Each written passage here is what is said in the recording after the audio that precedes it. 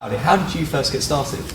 I got a voice agent after I left drama school, and they initially were just putting me up for kind of lots of commercials and kind of corporate kind of voiceovers.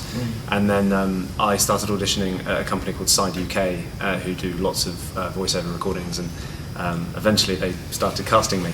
And then they just kind of kept on getting me in more and more. And it's become like a little niche thing, I think.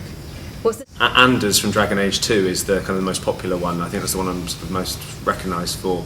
I've got a soft spot for a character. It was my first lead role in a game called Fenton Paddock for a game called Lost Horizon, but it's quite a small game. And also I'm very proud of that Tintin. I did the voice of Tintin for the game. Jamie Bell stole the film from me, but I was really pleased just to be part of that because I love Tintin. It was one of my favourite books growing up. Can you give us a little sample of both of those voices?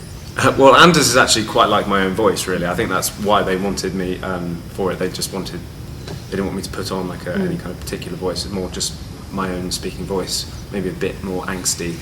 But Tintin's sort of much younger always sort of telling off the captain, saying, "Oh, do stop blathering, Captain!"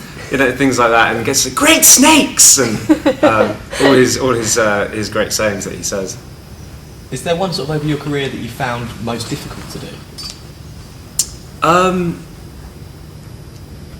not sure. I'd say I did a Star Wars game, The Old Republic, and I mean I did lots of voices in that, and you lose track of how many and their names. I can't remember them.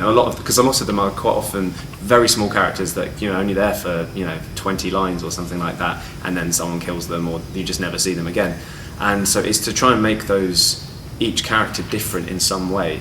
And sometimes the director says, "Oh, it doesn't matter. We haven't heard your voice for 20 hours worth of gameplay or something, so it doesn't have to be that different." But sometimes you're doing like some kind of goblin type character, and then you put on some kind of creepy little voice. Yeah. Do you have like a technique for resting your voice, like some singers do? I think you do have to look after it. I mean, whenever I'm going in for a voiceover, I do a proper voice warm up, and I do a lot of singing technique.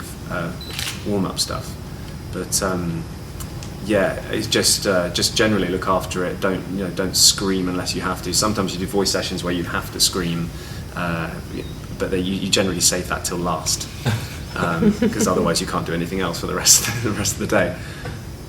How does your experience differ on things like video games or more animation and stuff like that? Is it a very different experience when you're voice acting for those, and is it a different skill set as well? Between voice acting between voice acting for video games and for other types of voiceovers and voice acting. I think I mean, when you're doing a commercial or something like that, it's very much sell the product and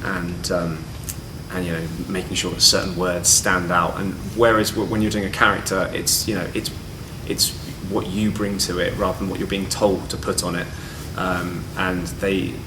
I think with the companies I've worked for, particularly BioWare, they want the actor to make their own decisions so that they can bring the character to life, and it's not just them being told it has to be a certain way. Yeah. What have you got coming up that you're most looking forward to? I've got some non-voiceover stuff coming up. I did a horror film called Scar Tissue, which should be out soon. We've got a cast and crew screening in a couple of weeks, so hopefully that'll be announced and being released in cinemas not too long. I did a TV show called Dark Matters, which is for the Discovery Channel and Science Channel, and I'm playing a guy called Jack Parsons, who was an occultist and rocket scientist, and I've got big crazy hair and moustache, and it's very fun. Tell us a little bit more about each of those. I mean, Scar Tissue to start with. Scar Tissue is like a low-budget British horror movie. The star of it is a girl called Charity Wakefield, who is I think she's doing pretty well in America right now. She's just done a pilot with Eddie Izzard that's called Mockingbird Lane, which is the Munsters remake. Hopefully that will help the film a bit as well, because she's coming up in the world. It's about a serial killer who's supposedly dead, and has come back to haunt a group of young people, and I get caught up in that. I play a guy called Rupert Drummond, who's a banker who may or may not get his comeuppance. You'll have to wait and see.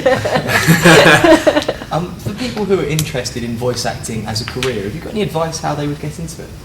I mean, I went to drama school and trained as an actor, and did 3 years of theatre training and screen acting, and so voiceover was odd because we didn't do training specifically for that, but we always did voice work, because you have to as being an actor. But I was very lucky in that on my first TV job I met a guy another actor who was just starting a voice agency, and I went, I really want to get into voiceovers, and he went, okay, well, give this agent a call, she's my friend, and see what she says. And luckily she went, yeah, I like your voice and I'll take you on.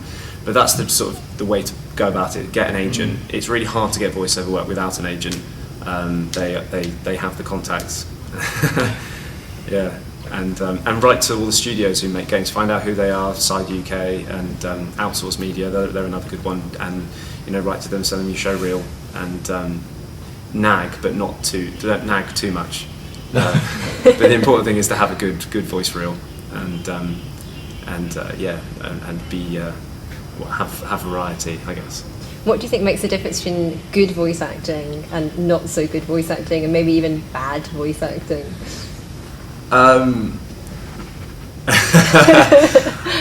You just have to make sure that you're making the situation real. I mean, if some of the games they seem ridiculous when you kind of go, oh my god, come off it.